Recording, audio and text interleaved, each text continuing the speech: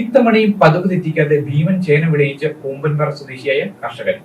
അമ്പലത്തിങ്കൽ സുരേന്ദ്രൻ ഈ സീസണിൽ വിളയിച്ച ചേനയ്ക്ക് 100 കിലോയ്ക്കടുത്ത് തൂക്കമുണ്ട്.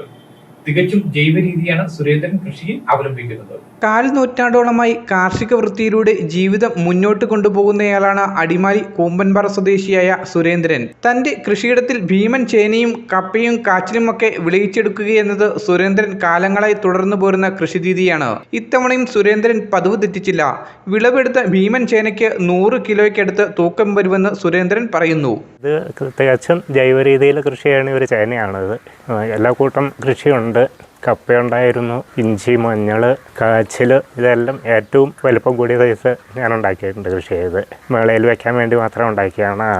നേരത്തെ ഉപയോഗിക്കുന്നതിന് വേറെ യാതൊരു കുഴപ്പമുള്ള ചേനയല്ല. അത് സാധാ ചേനയാണ്. മറ്റേ ഈ ഗജേന്ദ്രൻ ചേന എന്നൊന്നും പറഞ്ഞാൽ അല്ലാതെ സാധനം ഇവിടുത്തെ നാടൻ ചേന തന്നെയാണത്. കാർഷിക മേളകളിലെ വിള പ്രദർശന മത്സര രംഗത്ത് സജീവ സാന്നിധ്യമായിരുന്ന ഇദ്ദേഹം 24 വർഷം മുൻപാണ് ആദ്യമായി കാർഷിക മേളകളിലെ വിള പ്രദർശന മത്സരത്തിനായി ഉൽപ്പന്നങ്ങൾ എത്തിക്കുവാനുള്ള ശ്രമം ആരംഭിച്ചത്. പിന്നീട് ഇങ്ങോട്ട് എല്ലാ വർഷവും ഭീമൻ കപ്പയും ചേനയും കാച്ചിലുമൊക്കെ വിളയിക്കുന്നത് സുരേന്ദ്രനെ സംബന്ധിച്ച് സാധാരണ കാര്യമായി.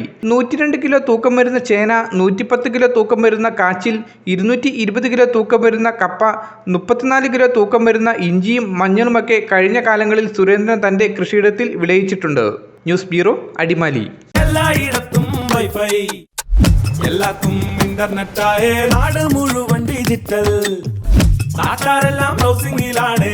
എന്നാ സ്പീഡാ കേരള മിഷൻ. എല്ലാവർക്കും ഇന്റർനെറ്റാ, എല്ലായിടത്തും നെറ്റാ.